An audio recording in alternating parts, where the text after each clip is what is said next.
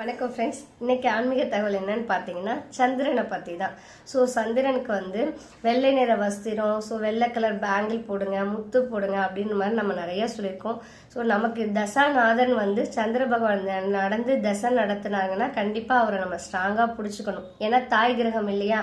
So சந்திர தசை நடக்குது, சந்திரனுடைய ஆதிக்கம் நமக்கு வேணும் அப்படின்னு நினைக்கிறவங்க கண்டிப்பாக சங்கு வளையல் போடுங்க. ஸோ வெள்ளை திங்கக்கிழமை அப்படின்னா நாங்கள் ஒயிட் கலர் வஸ்திரம் தான் போடுவேன். ஸோ வெள்ளை கலர் வளையல், இதுலேயே சங்கு வளையல் இதுதான் ஒரிஜினல். ஸோ பார்த்தீங்களா, இதோடைய ஷேப்பே கரெக்டாக இருக்காது. இதுதான் ஒரிஜினல். ஆன்லைனில் டூப்ளிகேட் கிடைக்குது. அது தண்ணி பட்டாவே அப்படியே உறிஞ்சு உறிஞ்சு போயிடுது. இதை பார்த்து நீங்கள் வாங்கிக்கோங்க. இது சந்திரனுக்காக தான் போடணுமா அப்படின்னா அப்படி கிடையாது. இது போட்டால் நிறைய பாசிட்டிவ் வைப்ஸ் இருக்கும். ஸோ சங்குங்கிறது லக்ஷ்மி பெருமாள் ஆதிக்கம் செலுத்துறது. ஸோ இது கையில் நம்ம போட்டிருக்கும் போது கண்டிப்பாக நிறைய பாசிட்டிவ்ஸ் இருக்குது. ஸோ நீங்களும் போட்டு பயன்பெறுங்க. நன்றி.